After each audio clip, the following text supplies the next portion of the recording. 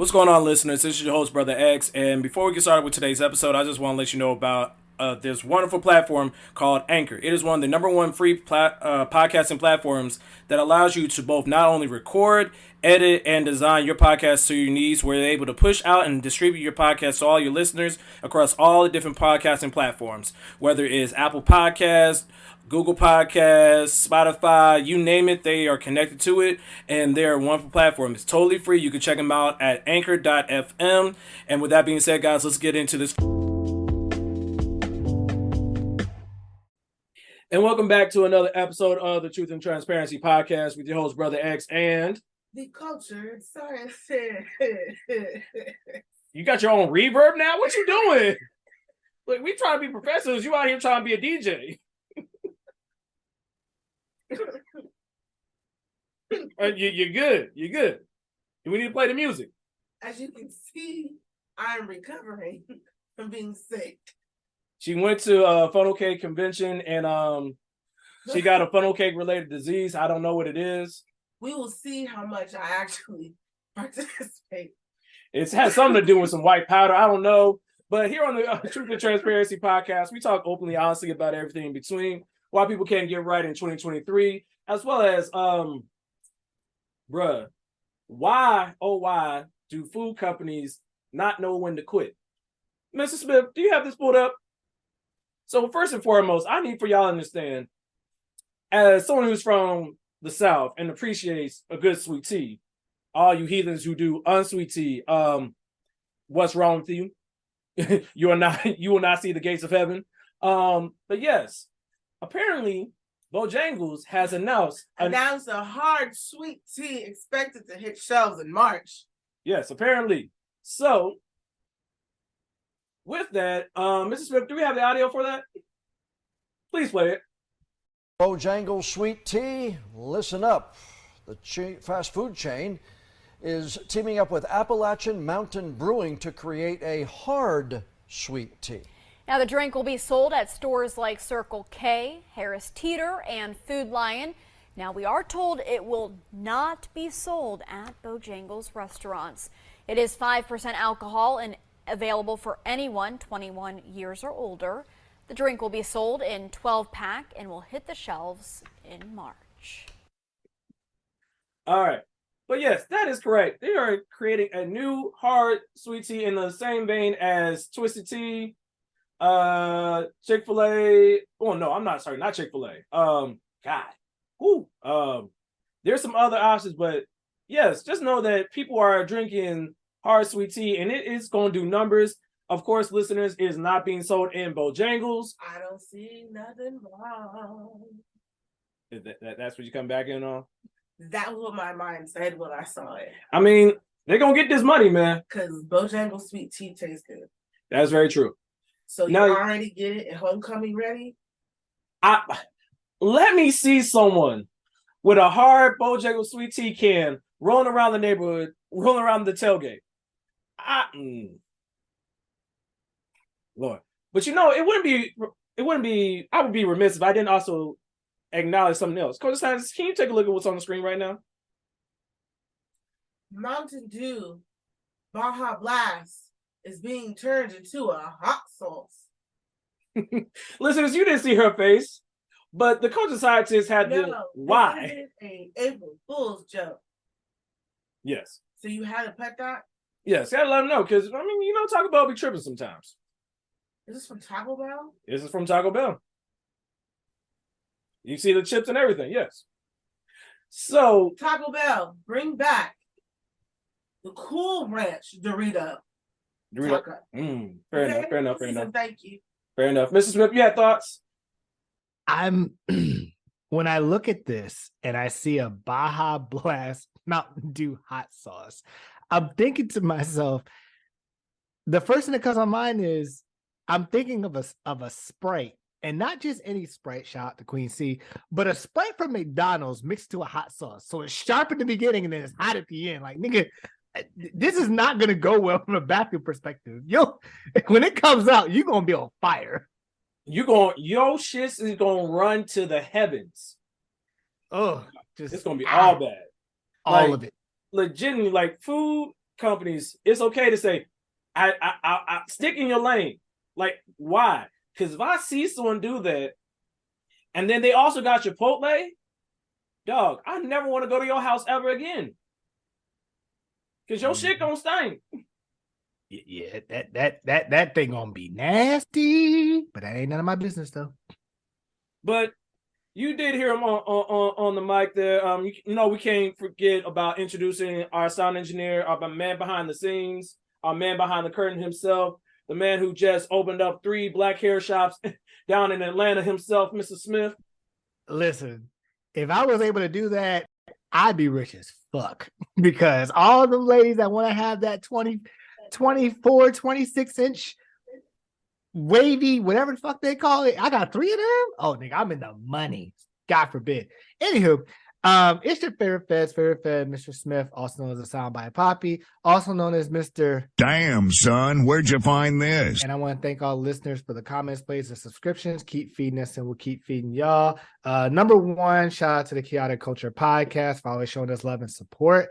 Number 2, people, I understand that Lori Harvey is definitely someone that is, you know, a very attractive 26-year-old woman. But this Damson Idris and Lori Harvey, like, why does it really, like, why is everybody in a jiff about that? Yes, she is snatching all of the fine men that are celebrities. But number 1, she's a celebrity in her own right. And number 2, I mean, have you seen her? So, Culture scientist, go ahead. She's a homie hopper. Oh, man. You the whole man. Hey. But I mean, again, Can't deny if that's what you are. It's okay. You are a beautiful woman, but you a homie hopper. and she's still getting to the bag. So, hey, do you, girl? Do you? I ain't got no brief. All I remember is, I believe it was the NBA Finals, and this was in Golden State. This is how I know I was watching, because, you know, my team be in the finals and whatnot. Not this year. Let's make sure that's clear.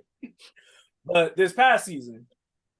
And all they did was, I don't know if it was NBC, ABC, ESPN, whoever it was, they cut to a panel shot of just Michael B. Jordan. And he had the look on their faces like, nope, they're not going to see it. I'm good. He said, I'm fine. Every dude knows the I'm fine look. That means I'm fine. Do not ask about this. Leave me be. I'm just trying to see this game. Yep.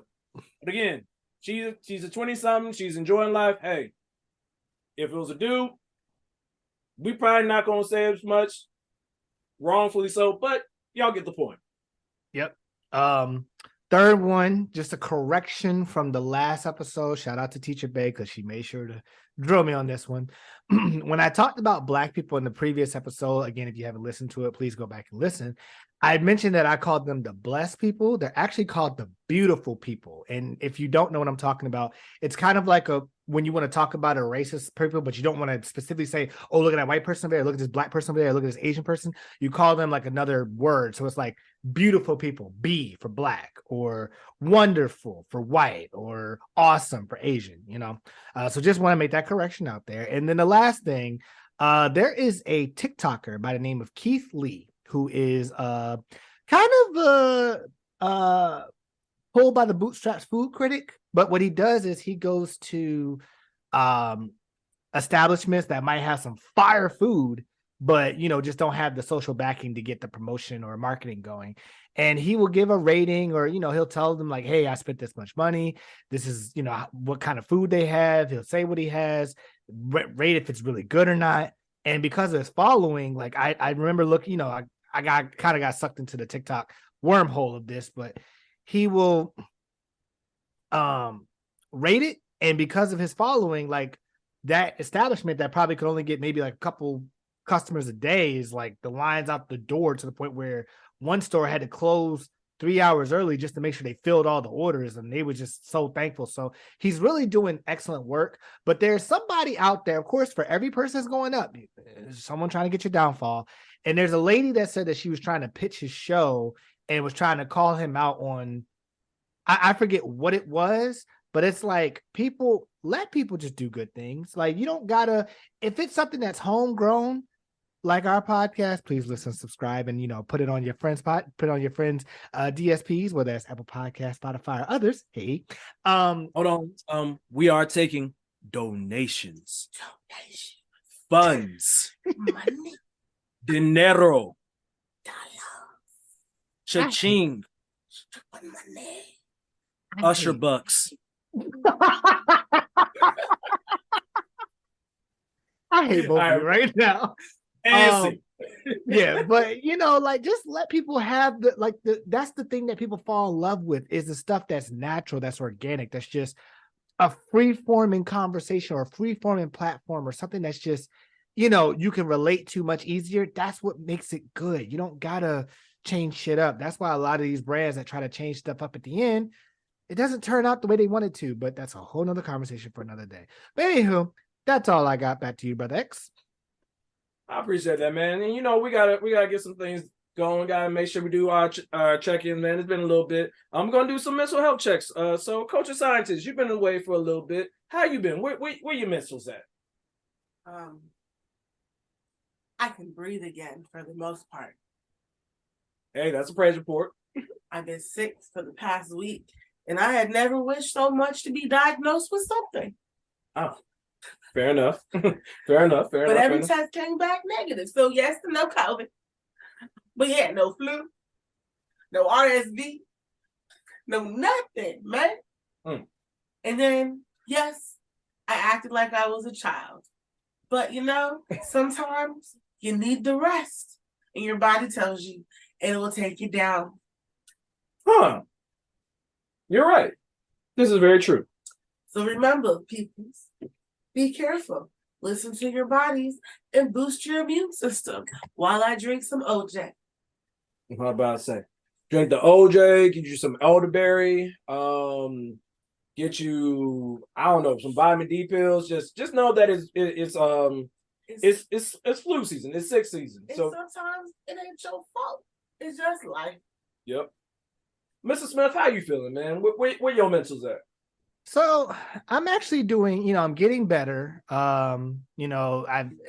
This last couple of weeks, I've been having like some really good communication, especially talking to my therapist and really trying to have a more, I guess, direct approach to how I'm going to control this year. It's definitely been a blessing.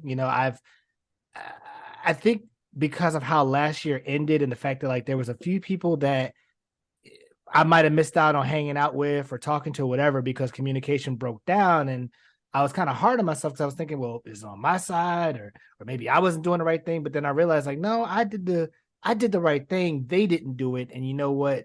I might be a little bit further along on this journey than them. And that's okay.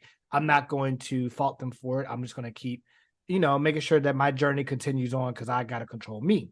And this week kind of showed that when you have people that are on that level with you that can have those communication, Teacher Bay and some of our other friends, it really helps out to be like, okay, like, yeah, this is actually a good thing. And now I see the benefits of therapy. People, if you can, please go to therapy. Yep. Shout out to therapy. But outside of that, just working on my 3-month plan, get my foundation solidified for the year. I've already knocked off a couple of steps on there, so I'm really proud of that. And outside of that, man, work's been whooping your boy's ass. I now understand. Would you like to comment on specifically what do you do? Hell, no, you know what? I can say it like this. Listeners, if I told you what I did for a living, I'd have to kill you. Just put it like that. And that's why he's the feds. There you go. I'm probably gonna have to bleep that word out. But anywho, yes. But yeah, no, outside of that, I'm doing better. I'm realizing that when I do get overwhelmed, I get scatterbrained, and that's a new one for me. So trying to navigate that. But just taking it day by day, hour by hour, and making the right decisions in life. Really? Yes, Culture Scientist. Would you say giving into sometimes the muck of life? You know how most of the time we try to like stay ahead of it and like, oh, I got this all the time. But sometimes allowing it to actually like stick you think that might be a good thing sometimes? I could do that, but We're gonna save that for a topic. Cue the music.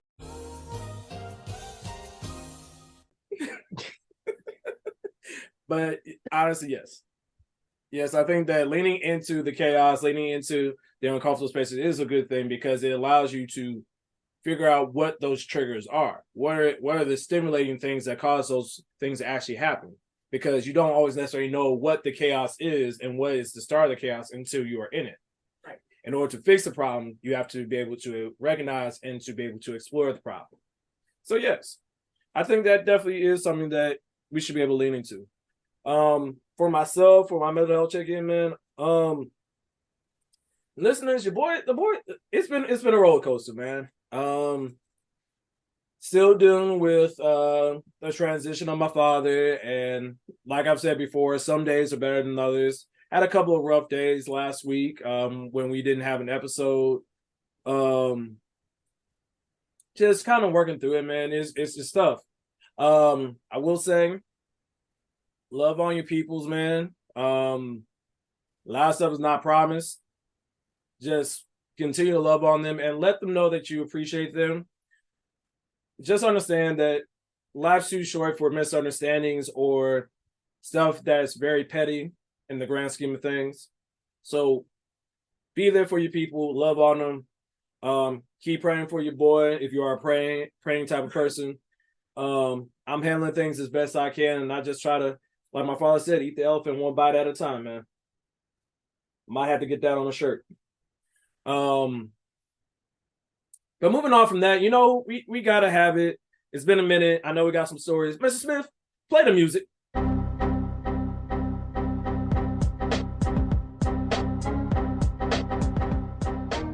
Okay. So a couple of things came out since we've been gone. Number one, this random thing that popped out within like probably the last couple of days. Apparently, there's a thing called Karjitsu. And it basically is like an MMA type fight thing, but you're in a car. And listeners, if what I'm talking about sounds like something you would have saw on Dodgeball's ESPN 8 The Ocho, then you would absolutely be correct. However, it's actually been shown on ESPN, and I'm just trying to figure out what the hell, how did we get here? So many questions, but I guess, you're trying to come up with the next best thing. Just the same as a slapping competition where you're trying to knock somebody's motherfucking head off, and which I'm sorry, I no, because if I go first, I'm not even gonna slap you. I'm gonna punch you in your temple, and if you don't go down, I quit. Not happening. To the WNBA, one of the greatest all-time greats, Maya Moore, has officially retired from the WNBA. If you remember the name, she used to play for the Minnesota Lynx until she took a break to tackle social justice issues. First freeing an inmate who was wrongly convicted, which, funny enough, ended up being her husband, and then tackling a couple of more social justice issues. So glad that she's able to, ride off into the sunset, and she will be always recognized as one of the best that the WNBA has had come through their league. To college basketball, former Alabama basketball player Darius Miles was arrested on capital murder charges. And basically, listeners, what it comes out is he was a basketball player that was trying to, I guess, shoot his shot at a woman. I'll probably put the name in the show notes. She declined him and was like, that, as you have freedom of speech and freedom to think like, hey, if that's not what you want, you could say it. And apparently he didn't take that well. And so he wasn't the person that I believe pulled the trigger, but he was the person that got the gun, and somebody else pulled the trigger and killed this woman who also was a mother. So definitely a sad story. I mean, guys, like, all jokes aside, seriously, if a woman just declines you, just keep going, walk away. Do you understand? Like, in this world, like, you're outnumbered like 6-1 or 7-1 or some crazy number. Just, it's okay to get declined, keep pushing, but that's another story for another day. Going into the NBA, woo, This is almost happening. LeBron James is only 178 points away from passing Kareem Abdul-Jabbar as the #1 all-time scorer in NBA history. And listeners, that is a big deal. That record, I believe, for the longest time, would not be broken or could not be broken because Kareem got it at a time where centers dominated the league and it was barely I don't even think 3-point line was invented yet until towards the end of his career. And the fact that it took him 20 seasons to reach that number, and LeBron's now in his 20th year, and he's probably, I would say 5 games away from breaking that record, which I wouldn't be surprised if they load managed him so that he could break it at the All-Star game. I would not be surprised if they did that. But I am going to watch every game, and I'm going to watch him actually make history because I was surprised that this was actually available while I am still on this earth. Speaking of the Lakers, real quick. Go ahead. That's a point of reference for the uneducated me. Mm-hmm. But does the All-Star game count towards that, or is that just so it does count as an official game? It counts as official points. Okay, cool. All right, carry on. So speaking of the Lakers, they had a game against the Memphis Grizzlies, and Shannon Sharp started talking reckless to some of the Memphis Grizzly players. And wait, Dylan Brooks, which is Dylan. Yes, I was about to say you're right. Let me be clear because it wasn't all of the Grizzlies. Dylan Brooks was talking reckless. Or no, Shannon Sharp was basically saying that Dylan Brooks is too small to guard LeBron, which he is. So call it what it is.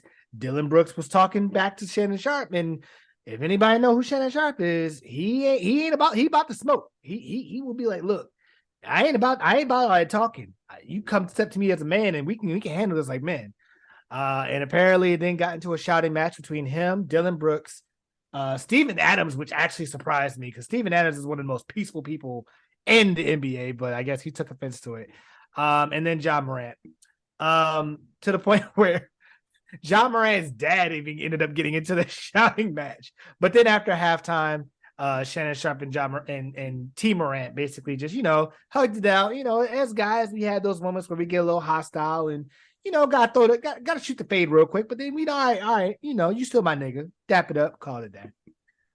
He then issued an apology on Undisputed because he wanted to make sure that he apologized to the Lakers organization for, not trying to make it a big deal or a big circus, like, did damage control.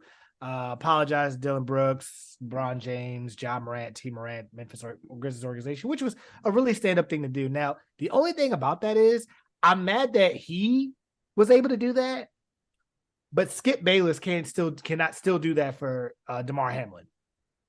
And that's white privilege as well as black privilege, but we ain't gonna go there. So there's that. James Harden is he's in the news, but not for his game. He had there's a picture that came out of him talking to what is that white lady's name? Doris Burke, maybe? No. Orange head that or redhead that was asleep with Jimmy Butler. Rachel Nichols. That's who it is. Rachel Nichols. Rachel Nichols, yes. Yeah. So Rachel Nichols, there's a picture out that Rachel Nichols, I guess, was like interviewing James Harden, and James Harden's feet was out, and nigga, you want to talk about some all my life I had to fight. What are those tight feet like? My man got the yabba dabba doos.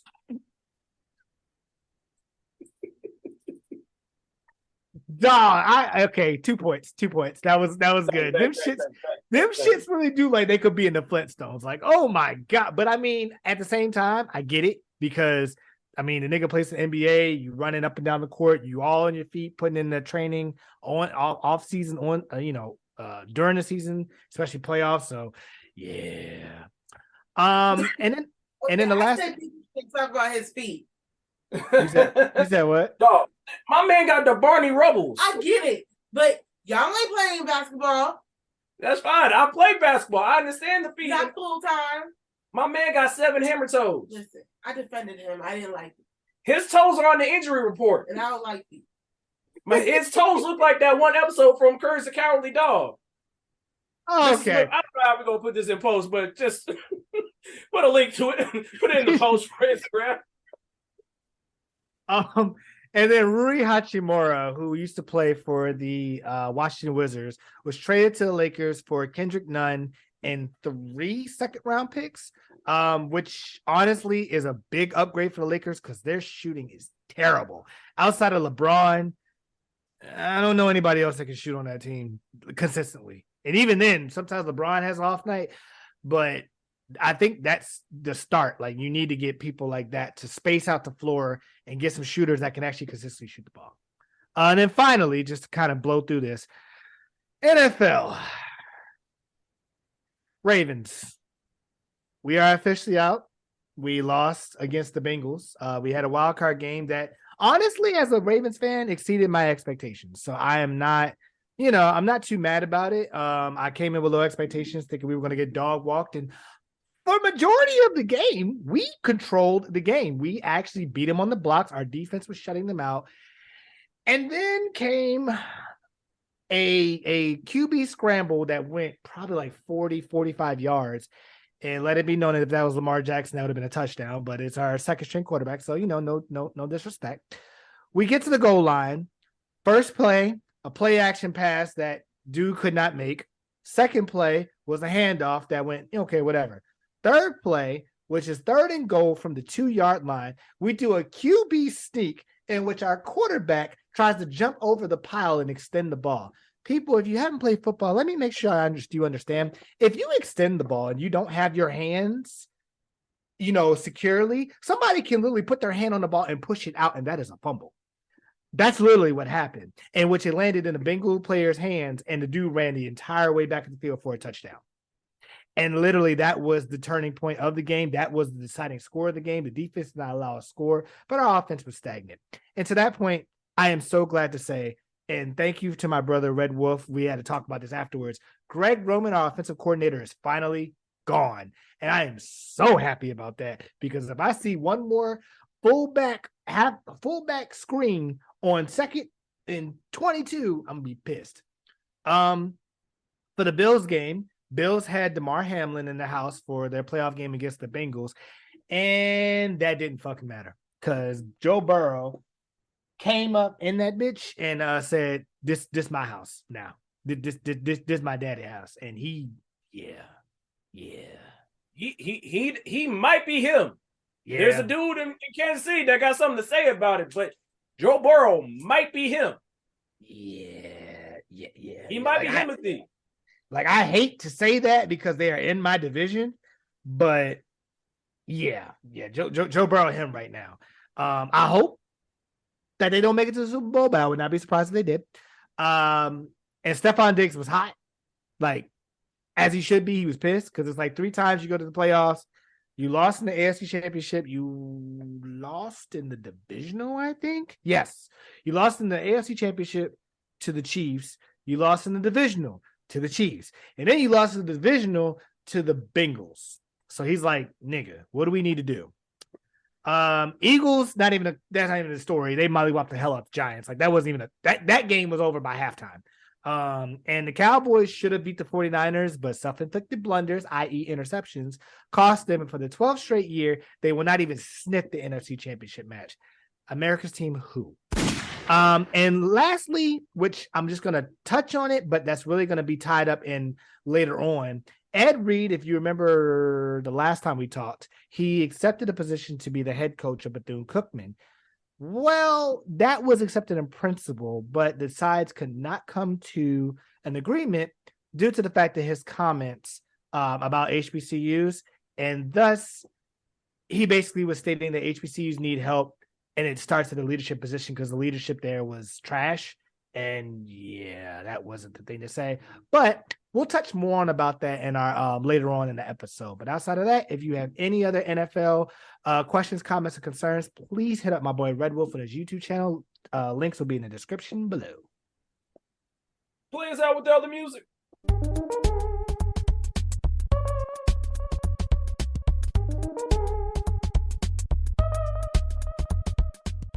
All right. Real quick, I got something for you. The Culture Scientist has been watching a lot of shows that kind of all run together now. But I have a show for you. So Brother X is streaming this week. And if you are ever a video game player, on HBO Max, a new show just dropped of a critically acclaimed video game called The Last of Us. There's only 2 episodes so far. It's coming out weekly right now. But if you have ever wanted to see what taking a video game and turning it into a TV show shot for shot and then looking phenomenal, this is a show for you.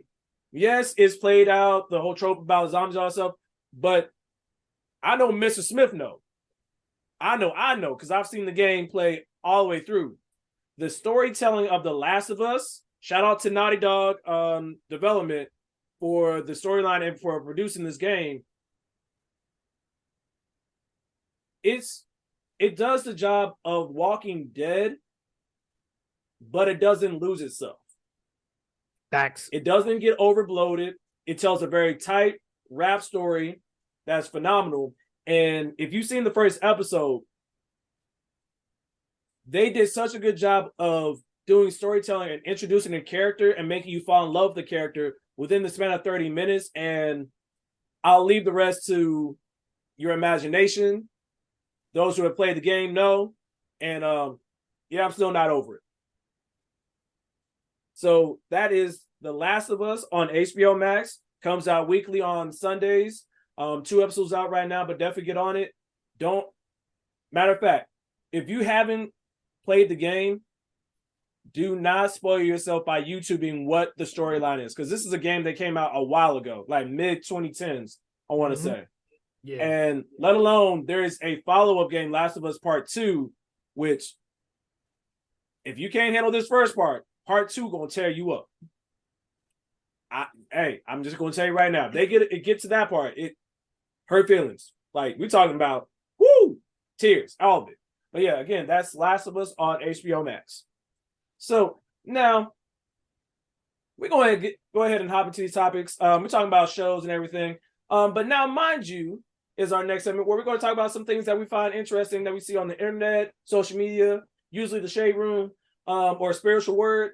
So apparently, if you have been watching the follow-up series to Tiger King, apparently some information has come out that Carol Baskin's ex-husband, who was declared legally dead in 2002 after going missing, was found alive and well in Costa Rica. Culture Scientist, would you like to read the rest, or are you good? I will try. All right. The Tiger King star's missing ex-husband, Don Lewis, was reportedly found alive in Costa Rica, but the discovery is just now making headlines a year later. Interesting. During a November 2021 interview with ITV's This Morning talk show, Baskin 61 said Lewis, who was declared legally dead in 2002 after disappearing a few years before, is alive. However, Baskins told the Post she was unaware he was alive until Tiger King sequel aired. Okay, cool.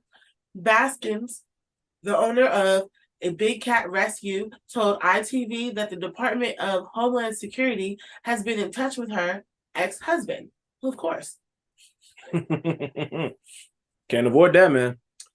One of the really exciting things that came out of Tiger King 2 is that they produced a letter from Homeland Security, and it says that a special agent in charge of the FBI at Homeland Security reached out to the sheriff's detective, George Fernandez.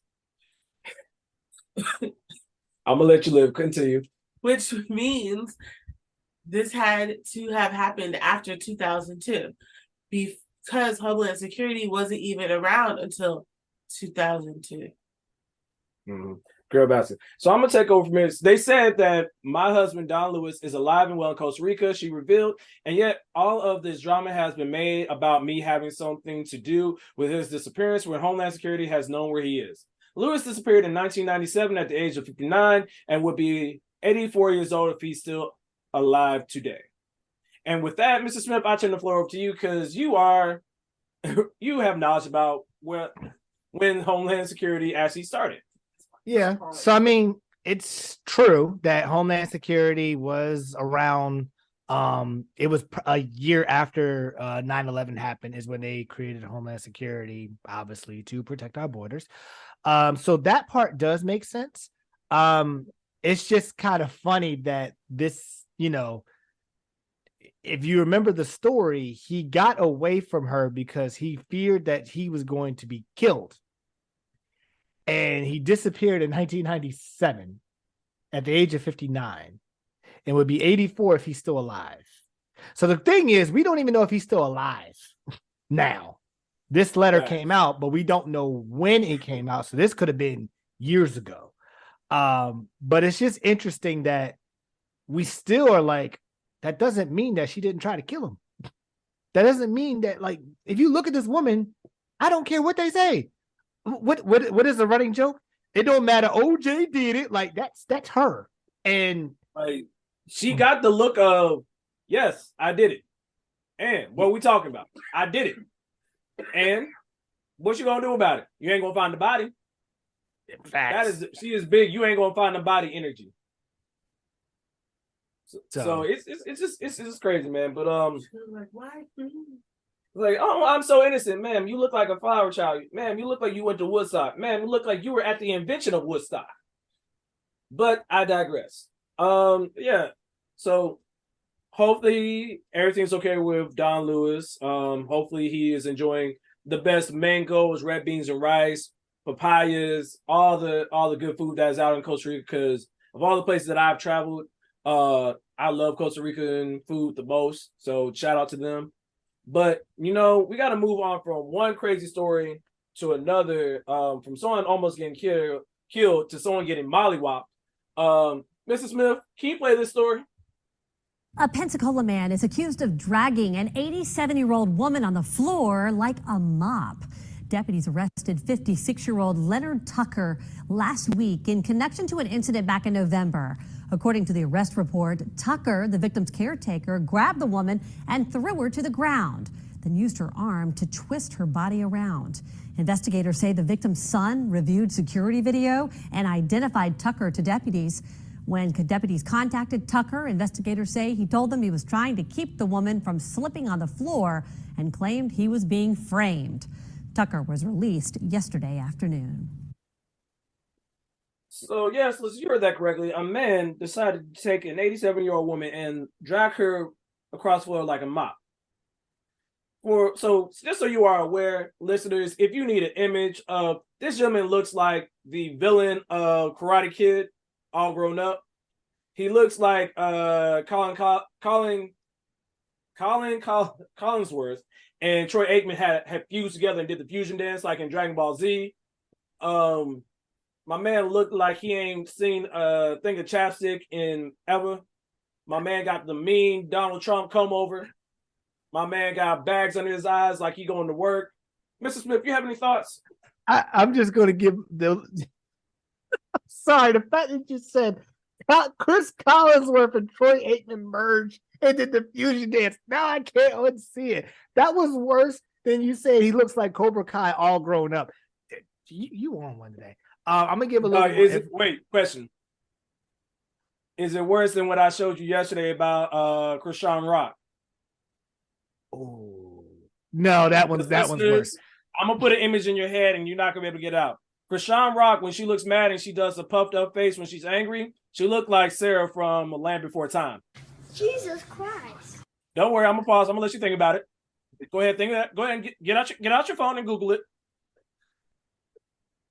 I'm gonna let you get your giggles out because that shit is hilarious.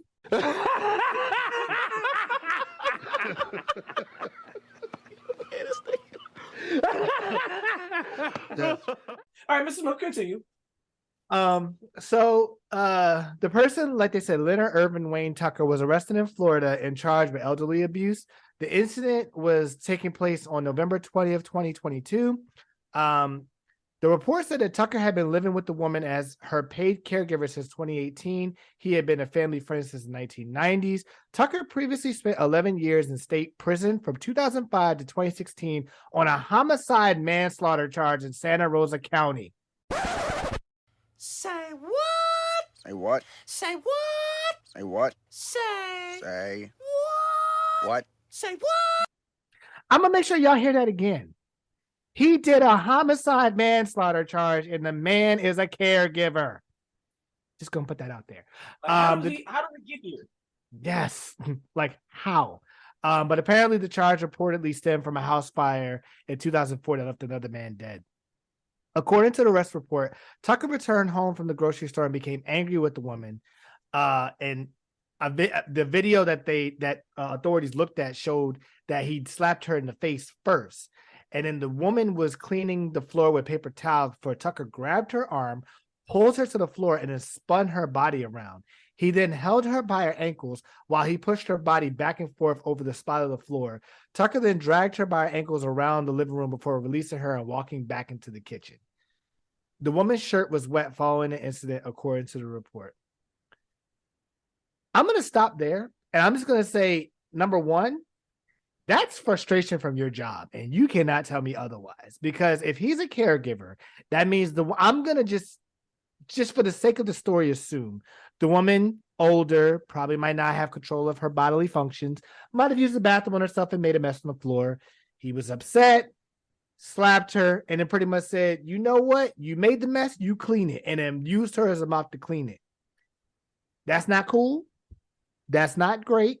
And he should obviously be arrested for it. And I understand that even, as adulterers, anybody, you get so frustrated that you wish you could do that, but that doesn't mean you actually do it. You walk out, take a deep breath, pace around a little bit, do what you got to do, come back and then, come back and do what you got to do. But the only thing I'll say is I'm not going to excuse him from any of it. I'm just going to say, I just would like to get the full story as far as like, as Doug Niffinson said. And I started thinking to myself, man, what did he do to make them niggas that mad? Like, what did she do to get him to the point where, like, you know what, I'm gonna use your ass as a mop to get this shit up? Because that's a frustration. You remember that story when the elephant like killed his like attacker or killed the lady And and then went to the funeral and re-killed them? Yes. It's like that. Like what did you do to Exactly. Like for him to do this is what's called a lack of situational awareness. Like you shouldn't have been in this job to begin with. But secondly, you have to have the situational awareness to recognize, dog, I have a body charge on me already. People don't play about their grandmas. They don't play about them grannies. And I know this granny was white. Had to be. Because it is rare you're going to see a white man take care of an old black woman. Yep. Nope. Well, we're not ready to have that conversation. All right, but it's just crazy, man. So going from one charge to another, a 5-0 call was put out for 5 officers who were fired and 3 others suspended as a sex scandal rocks Tennessee Police Department. It's looking spicy. 6 officers admitted to participating in sexual encounters both on and off the clock, according to an investigative report from the La Vergne. Vern, I think is what it is. I think it's La Verne. Okay. So 5 police officers in Tennessee have been fired and 3 others have been suspended following a sex scandal within their department. The 8 officers were disciplined earlier this week following an internal investigation into reports of multiple sexual encounters involving members of the second shift, according to NBC affiliate WSMV. The investigation revealed that Officer Megan Hall, gotta be a Meg, all right, was intimately involved with several officers on her shift, both on and off the clock. Hall and 4 other officers, Sergeant Lewis Powell, Sergeant Henry Ty McGowan, Detective Seneca Shields, that is an officer name, and Officer Juan Lago Perez, he sounded like he wore Uggs, lugs, I'm sorry, were fired for their roles in the scandal, according to WSMV and CBS affiliate WTVF. Officers Patrick M., Larry Holiday, and Gavin were suspended for their roles as well. The police department did not immediately respond to people's requests for comment. Hall has not been able to be reached for comment. So, culture scientists, what are your thoughts? They have a lot of fun at work. As I would apropos, it was definitely a squad call. I know when they called, I'm very afraid to say this, but I believe some of the officers called in for backup when they was handling the business. Well, I mean, it was shown in the report that they did have, like, there was at least one incident where 2 officers were in her at the same time. So that was a B&E? She did not willingly participate in it? No, she was willing. Oh, no, she willingly participated. Oh, no. She got them cheese clap from Kingdom Come. Yeah. I mean, again, I think the issue here is it wouldn't have been so bad if it was off the clock and everybody was off the clock. The thing that sticks out to me is you guys were on the clock clapping cheeks, which means there were times that you did this in the department, on shift, in the car, at hotel parties, in offices. Like, there was a lot of alcohol-fueled escapades, exchanging of course, you know, the nude photos and I'll make sure I say this clean, solicited dick pics. She's smiling real happy. Oh yeah, you know, she seemed very satisfied. She was very happy with her job. Oh, the job that she gave. Hey. Hey. Apparently, she doing something right. She in line for a promotion or something.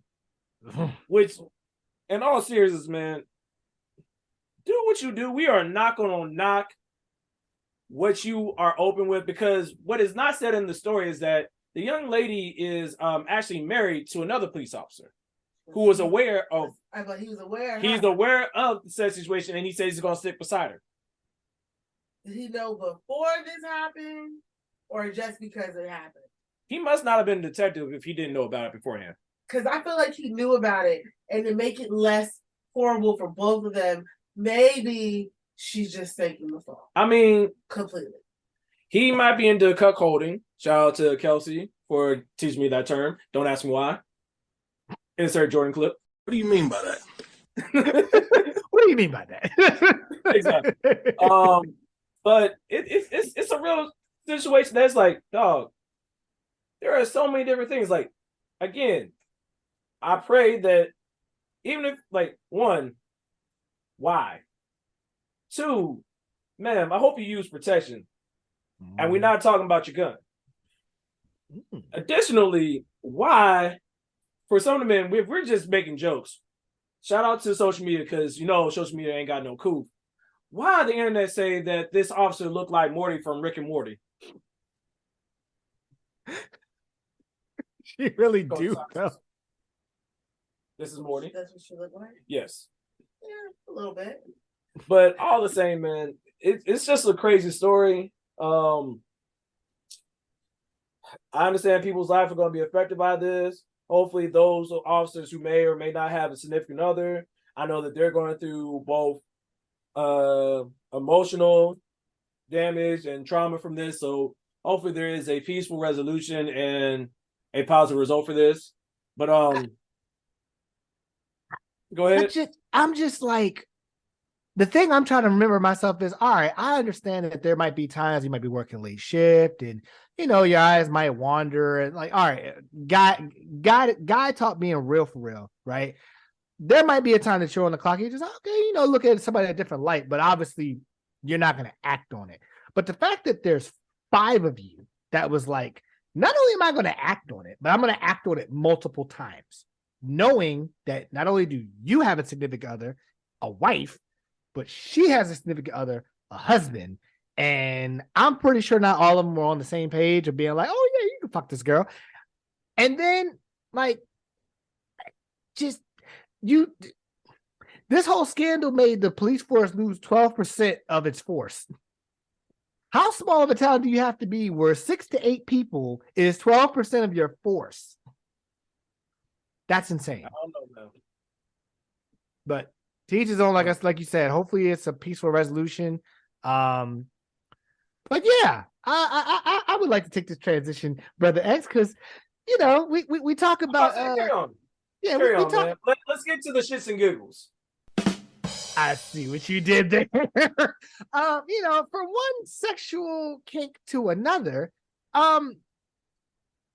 celebrities, sometimes we really don't need to know everything. And if you don't know what I'm talking about, people, this is a twofer of celebrities just talking way too much. The first one, P.E.E. Diddy, trends after Young Miami admits that she likes golden showers.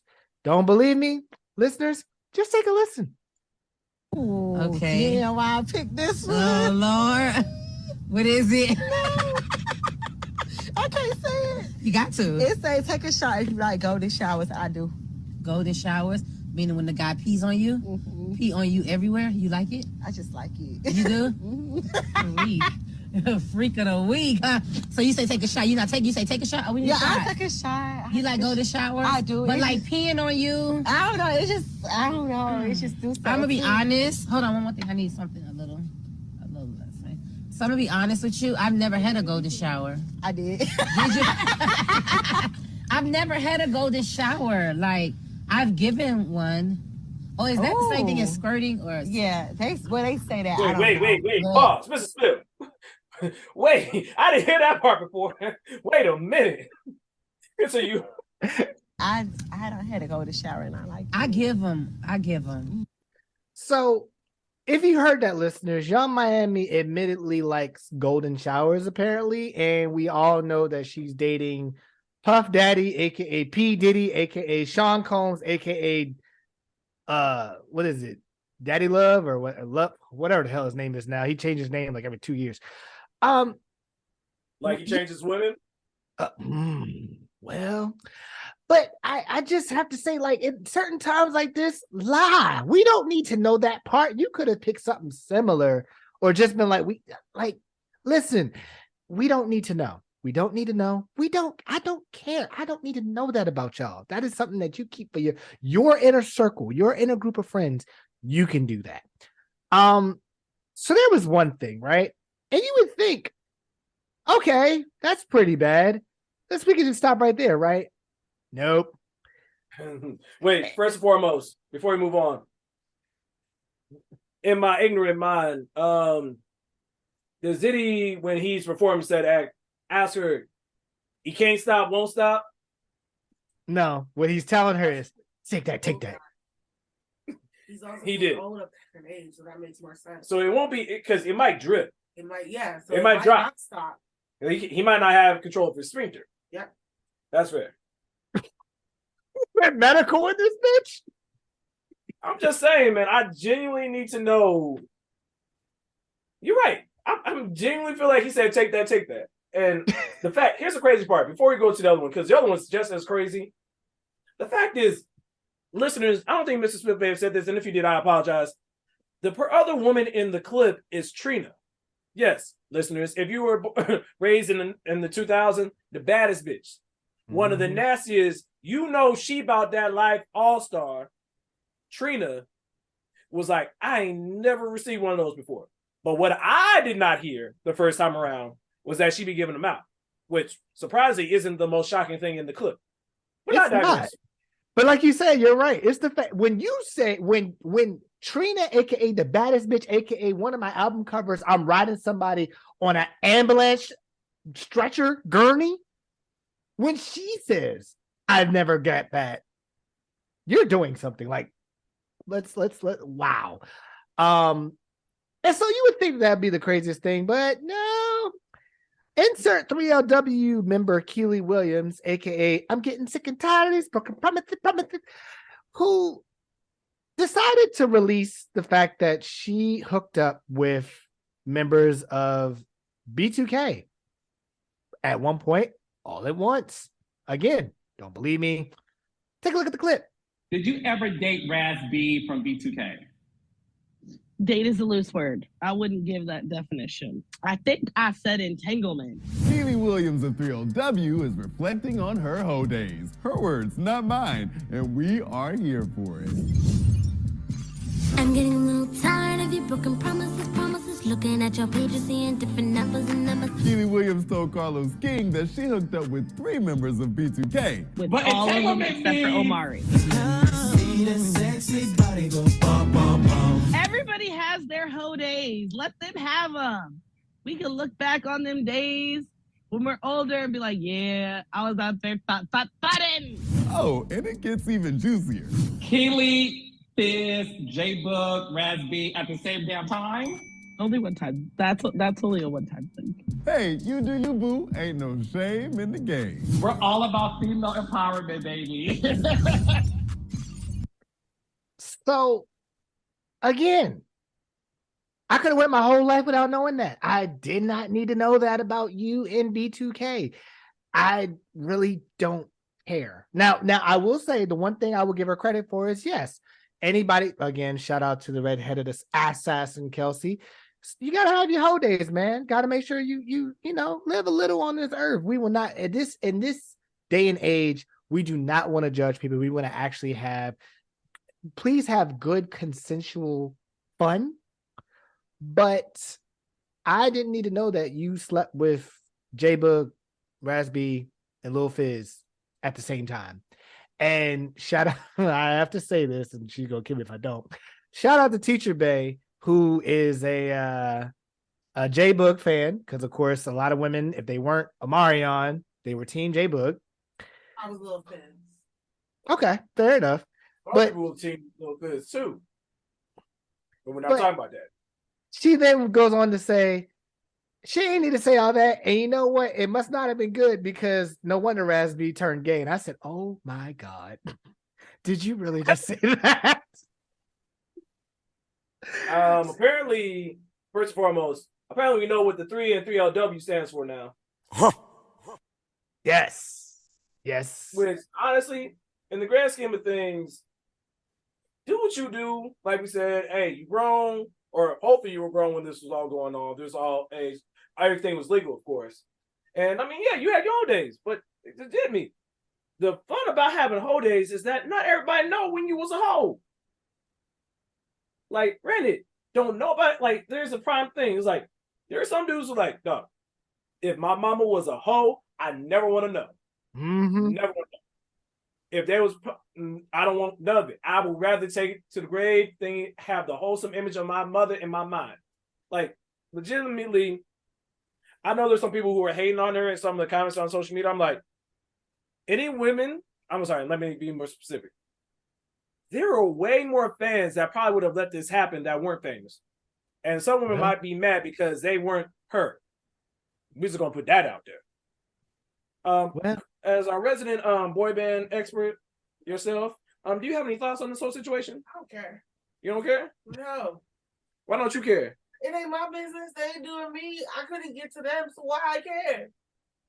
Nope. Not even want to ask that question. It was Tupac. Ah, okay. Fair enough. So that's fair. Then I still don't care because it's fictional. So if it wasn't fictional, what are you trying to say? You all know, if he came down from the heavens, I would cheat on you with him. Wait a minute. Wait a minute. First of all, you're not going to speed past that like you didn't just say what you just said. You have somebody, don't look at me like that. We had conversations. You acting all brand new on this podcast. I don't know why you acting brand new. Are you done? Are you done? Are you done? Are you done? Are you done? If you acting brand new. You the one that said you gonna cheat on me? With Tupac. Got the way you say you gonna cheat on me. That's why you called me. Look at you, acting all brand new. We'll be right back. I was not prepared for that. Whoa, okay. Yeah, I'm just gonna end with this.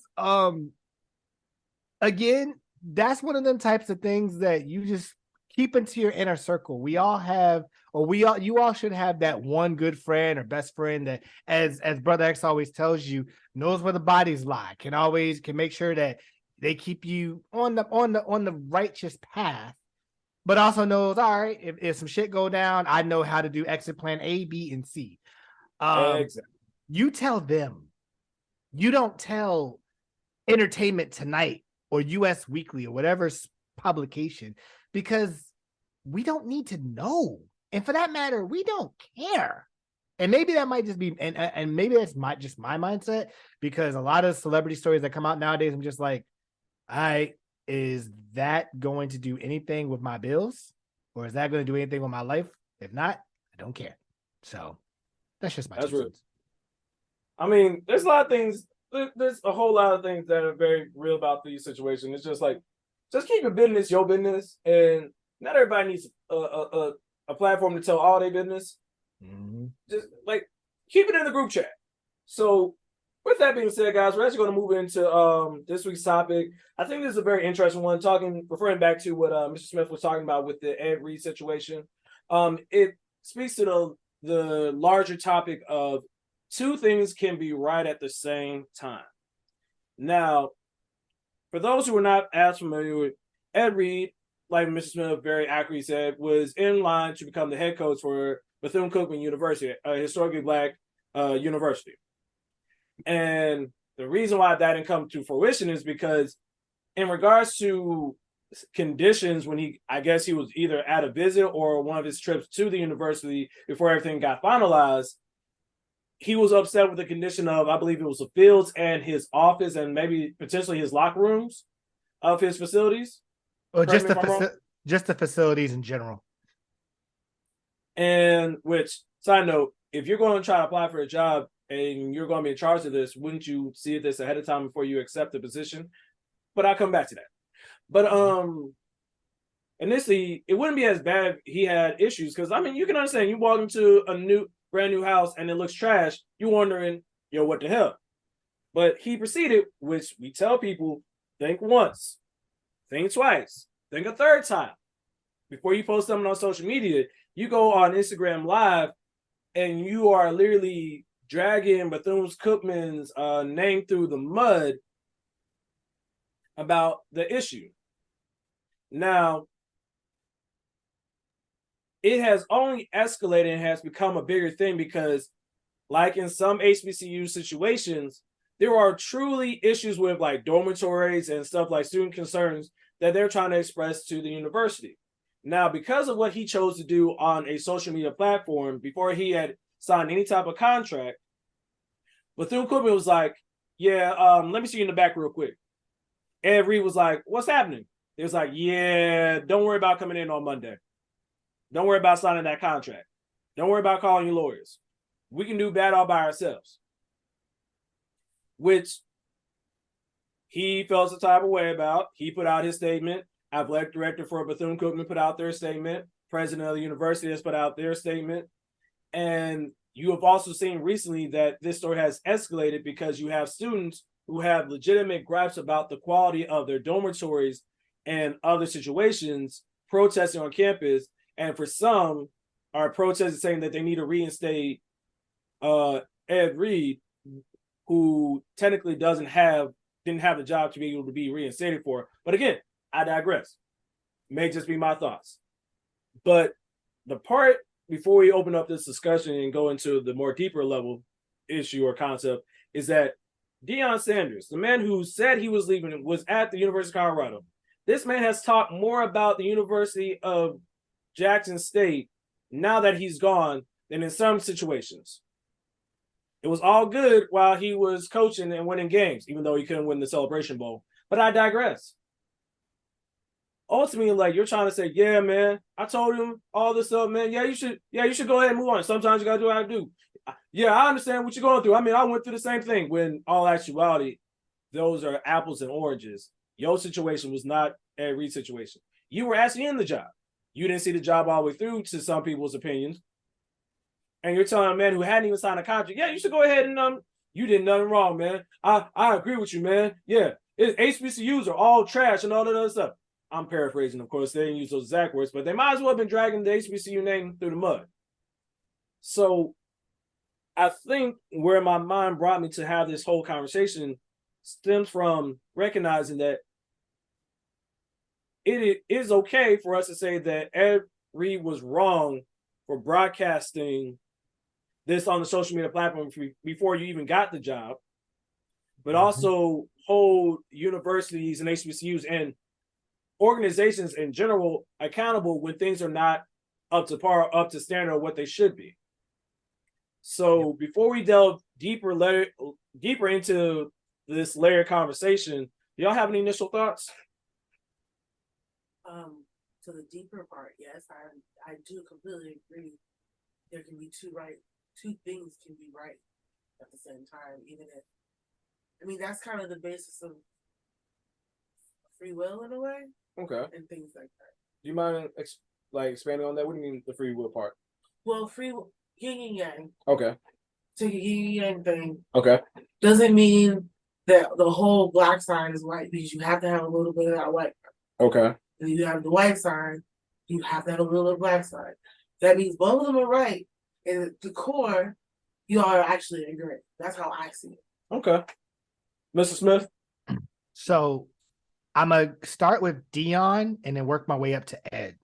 So Dion, the issue, and listeners, if you want more information, please check out our bonus episode where me, Brother X, and Drewski talked about the whole Deion Sanders moving to Colorado. When it started to come out a little bit more that Dion wanted to upgrade the facilities, and he had specific points in his contract of getting a percentage of like ticket sales and all of that. And the university was like, yeah, we're going to renege on that. And they kept the money. To which thus then talks about Ed Reed's point about a I guess not mistake, but a issue at the leadership position, right? However, it also stems that just because you are a celebrity does not mean you are the savior to HBCUs. Because let's be honest, HBCUs were a lot worse off years ago, and they've lasted for God knows how many years. If you look at Hampton, we've been around since 1868. Howard, 1867. Like, there's reasons why we've been around for over 150, 160, however many years, whatever. Like, it's not just, we didn't just magically, jump in and be like, oh yeah, we have everything going. Like, this came from trials and tribulations. So understand that you're trying to help a football program and in turn help a university. But that doesn't mean that the university is on the brink of collapse, because there's endowments that have stood the test of time. Hampton's for sure. That endowment has what has kept the university in one of this top 10 for hell since I can remember being there, right? And then at the same time, you're also correct in saying that, hey, for this to work, we want to upgrade the facilities so that way we can be like a Power 5 school, like a Alabama, like a Oregon, like a Michigan. If you were to go to that school and you see the facilities, the cafeterias, the training, the regiment, that is why those players always go to the NFL or have that better opportunity, right? They're working with top tier equipment and we're working with scraps. But that also, which I'll talk about in the next point, that also kind of ties into how the government is working against HBCUs, which then doesn't help your cause as well. But to me, like you said, two things can be right at the same time. Is Ed Reed correct that there is sometimes failure at the leadership level? Yes. However, it's not all HBCUs, and it is also not the fact that you don't also know the history of the HBCU to even make those claims quite yet. I want to touch on that point, and I'm glad you gave me that segue and vehicle to get to this point, is that I genuinely think that I think the time for this celebrity savior complex or whatever that some schools may choose to do or in general has to stop, because it speaks to a bigger point of my biggest gripe is that you got people from the outside of the house trying to talk like you own the house. The part that really bothers me is that there are people who didn't go to HBCU, thought it was beneath them, went to a PWI, went to a couple of homecomings, went to a couple of step shows, has a couple of friends who went Greek, and believe they understand the whole trials and tribulations of an HBCU and know their whole story. I was just listening on the television show there earlier today. Shout out to Brother from Another, where they had this roundtable discussion where it's like this professor at Morgan State who was on the show, he literally explained that the budget, now keep in mind, the budget for, I believe it was the city of New York, for their police department is $10 billion. That is more than the endowment of all HBCUs. Let me say that again. Their budget for that one city, not the state, the city, is $10 billion. And that's more than the endowment of all HBCUs put together. But yeah, guys, I hate seeing these comments on social media, on YouTube, and all these spaces where it's like, nah, he ain't saying nothing wrong, man. Nah, HBCUs, da. And then I can click on your profile and you got nothing about HBCUs. You have no connection to that. Dog, how you hating from outside the club? You never got in. Mm-hmm. It's the same conversation about Greek life. It's the same conversation about the Black struggle. Like, dog, you're in the wrong weight class. You haven't gone through the tribulation. You haven't been through the runaround, trying to go from one place to another, get financially clear. You don't understand why these universities have to go to court to sue these states to get their rightfully state-issued endowment. It takes almost 10, 15 years to get these endowments, and you're saying this as, oh, they should just fix it immediately. Dog, this ain't 2K. This isn't Madden. This isn't franchise mode. Things take time. That is not a cop-out, and that's not an excuse. People want things quick and easy like it's microwave. That type of change doesn't happen. Hell, look at the case of Obama. He was in office for then 8 years, and people expected him to change and get rid of all systemic racism for being the first Black president. Change takes time to unroot things that were there. If you want to plant a new plant, you have to take out what was there before and create new service and a healthy foundation in order for there to be growth. At least in my opinion. Coach, scientist, you had something? When you were describing, like, people are talking from the outside within, it made me think about parenthood when people always has opinions about how you should be raising your child, what you should be doing with that child, but yet you don't have a child and you don't know what you're doing. Like, you might have opinions and you might still be correct for what is better for you, but it does not mean it will work for that person. Right.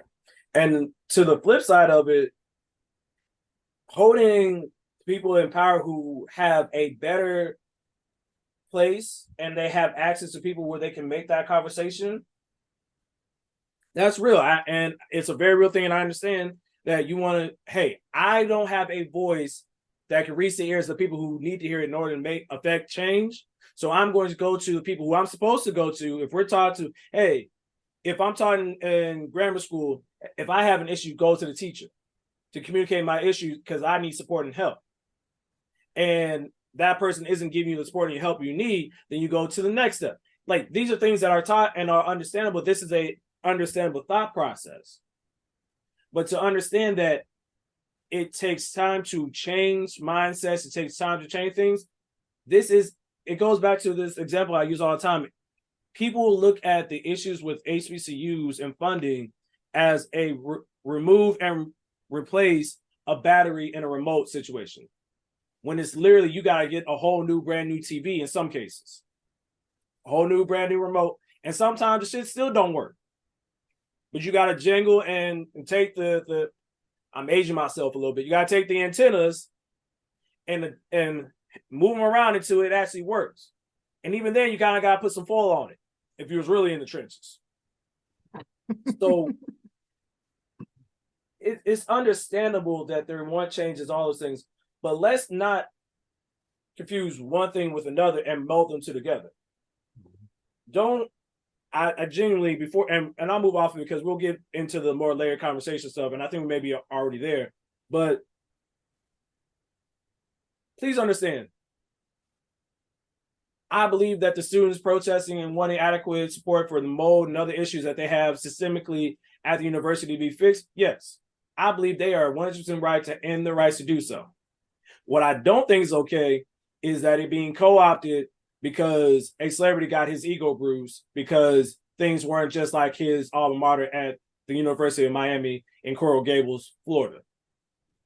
Because what I think happens is that, and to the whole savior complex thing, dog, you start noticing, and I hate this for us as a people, that when we start looking at all the stuff that we had this, I guess people would call an awakening back in during the pandemic, where everybody's like, yeah, man, forget these schools, man. Let's go support HBCUs. And it's like, it became HBCUs became a trend, and not in the most positive way possible. It's like, dog, yeah, I'm support HBCUs. Are you donating?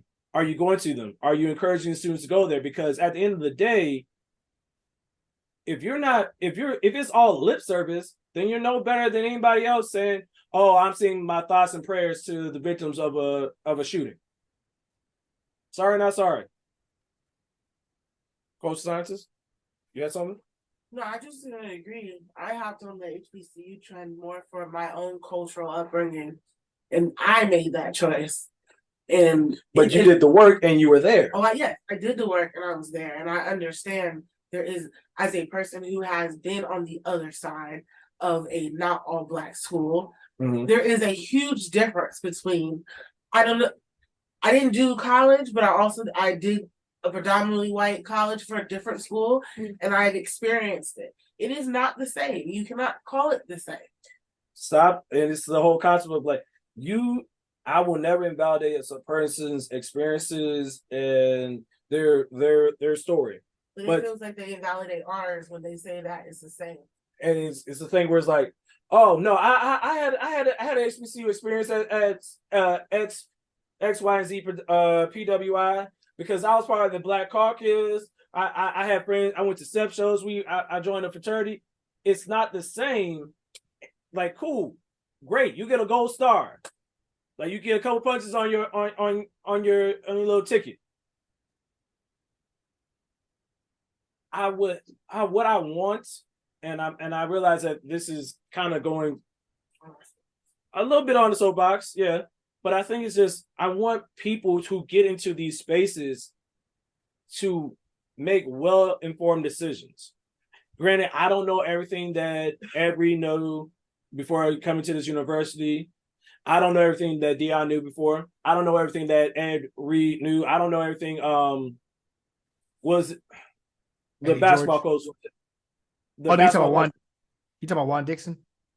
Either Juan Dixon, or there's X, Y, and Z example of professional athlete going to HBCUs, and they're shocked and surprised that it's not like their alma mater, because your experience was you were a 5-star athlete or you were a major star at a PWI that had state funding, that had donors who were able to donate $2 to $3 million a year to the university. So you have top facilities, and you get to somewhere that the pastures aren't as green technically based on your standards. Now you're saying, oh, HBCUs are this.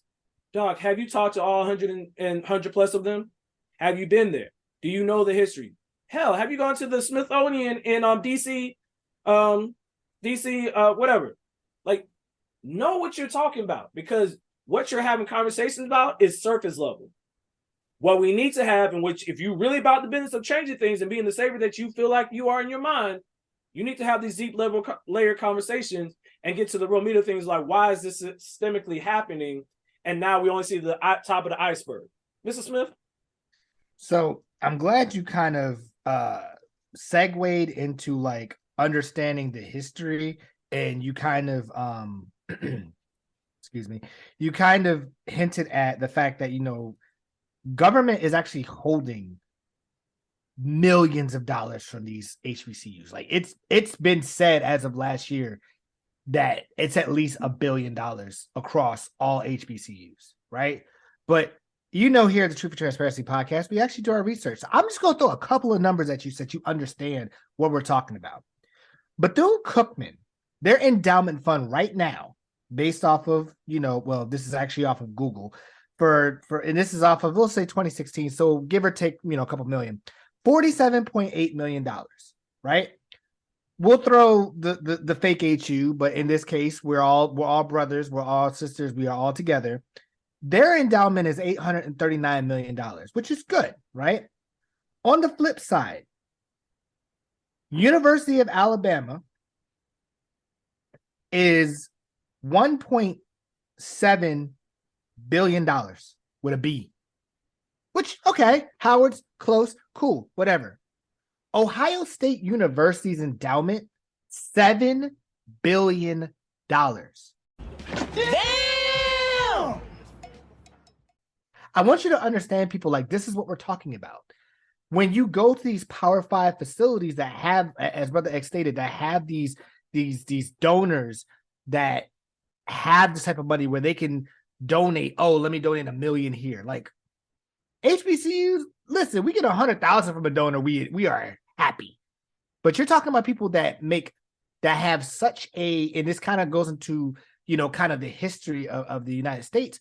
You have people that had a 400-year head start.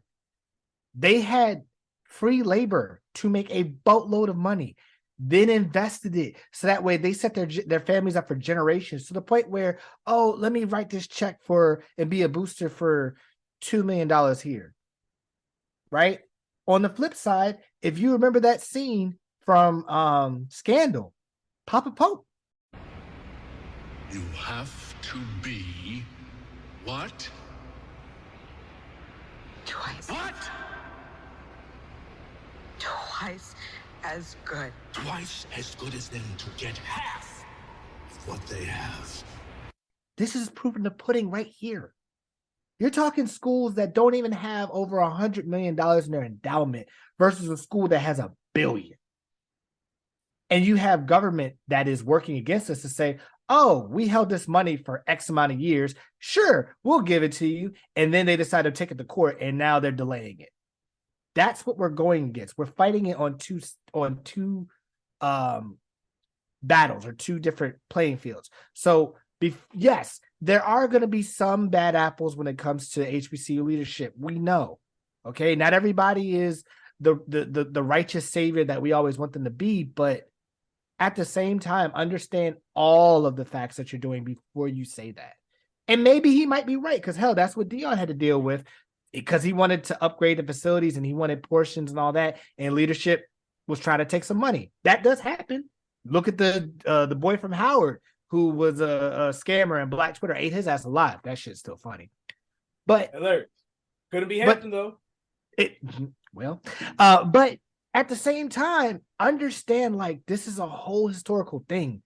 We all have had to go through this. Me and Brother X and Drewski talked about it last time. We said, hell, there were some times we was like, we're going to do this on a hope and a prayer because we don't know how we're going to get to A to B.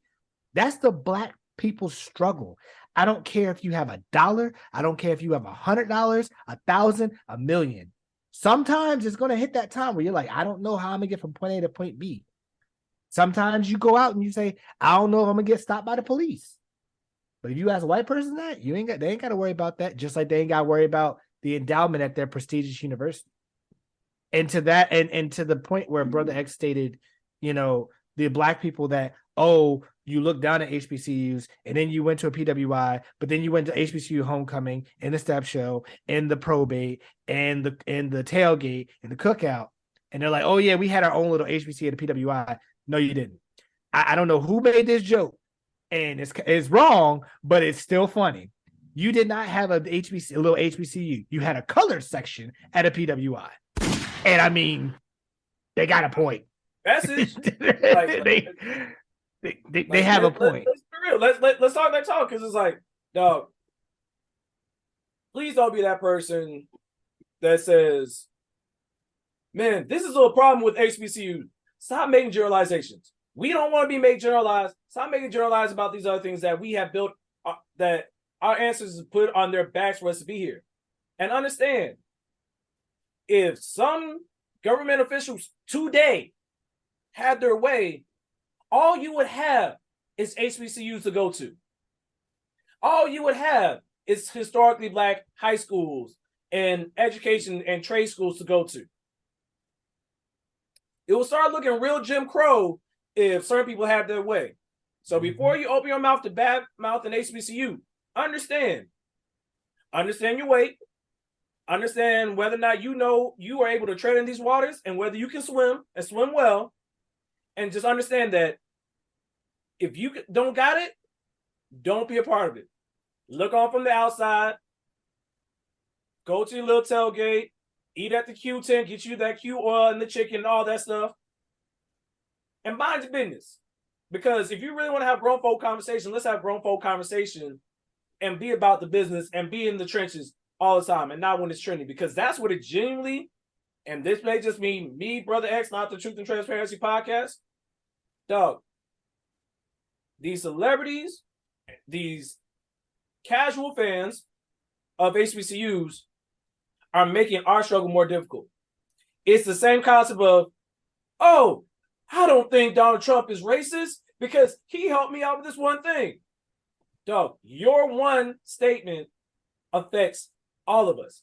And because you co-signed something that was dumb, ignorant, and lacking of knowledge or experience, now we have to combat it on another field because of your choice in saying that. So before you say something about HBCU, you better check them student loans, see who you owe them to. Message. Ooh, Sally be coming for that ass. Hey, it's just real. But honestly, I feel like this definitely lends itself to more of a conversation. Maybe we take this into part of Black History Month coming up. We may have a discussion about that because I know we've been talking about this for a while. But did anybody have any further thoughts on the two things can be right front? Mr. Smith, did you have anything? Yeah. The last thing is just simply like we said, you have a point that, there could be some leadership that is corrupted or want to take money for themselves. But at the same time, remember that HBCUs are underfunded. So there could be right in saying, hey, we ain't got the money to be able to do this.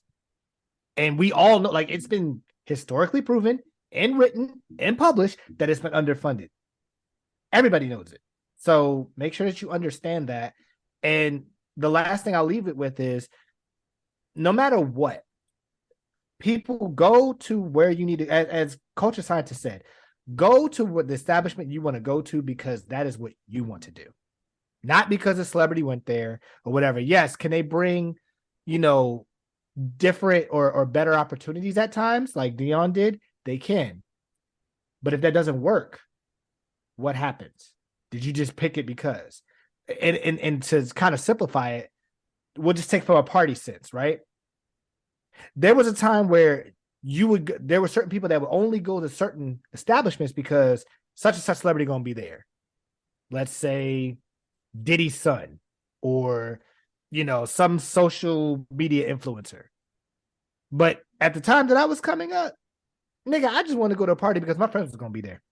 I don't care what celebrity going to be there because all they're going to do is be in that section on the phone or that might be on the mic. You might get one twerk. You can't get close to them. You barely can take a picture with them. Security going to be on their ass. Why would I want to pay extra money for that instead of me partying with the people that I know, as Brother X say, are in the trenches with me?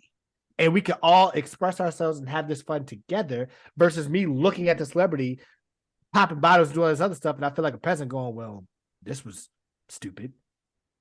Kind of in the same sense.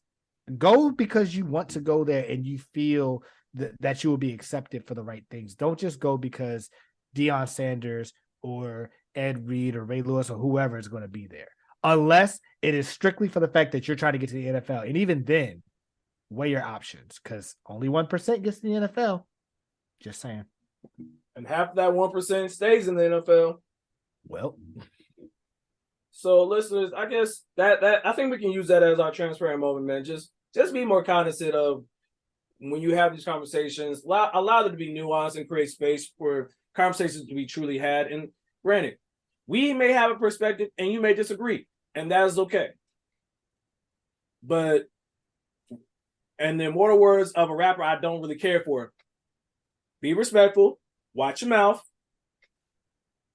before you come sideways at HBCU, because I promise you, if nothing else, every HBCU grad is taking oral communications and they know how to speak very affluently and very clearly to read you your rights and read you the filth and without ever saying one cuss word. So tread lightly. With that being said, guys, thank you for listening for another episode, man. We want to thank you guys for all your support. Thank you for understanding that we're getting back in the rhythm of things, man. You know, life just happens. So we apologize, but we also know that the real ones who rock with us understand that, hey, dog, it takes a lot of work to get this done, and then life happens. So if you ever want to show us love or you have thoughts and opinions on some of our episodes, you can always hit us up on our social media at the TNT Pod 123 on Twitter, Truth and Transparency Pod on Instagram, Truth and Transparency Pod on TikTok, the Truth and Transparency Podcast on Facebook, the Truth and Transparency Podcast on YouTube. Shout out to our YouTube. Please subscribe, comment, share with your friends. And you can always email us at truthandtransparencypod123@gmail.com. For the culture scientists, for Mrs. Smith, for all of our love and supporters. If this podcast gets no bigger than what it is right now, they are forever grateful. We are forever grateful. And I think I got a new catchphrase, man. Hey, every day, eat that elephant one bite at a time. Catch you guys next week. Peace. I'm getting really tired of these broken promises. B2K running up and these numbers and numbers.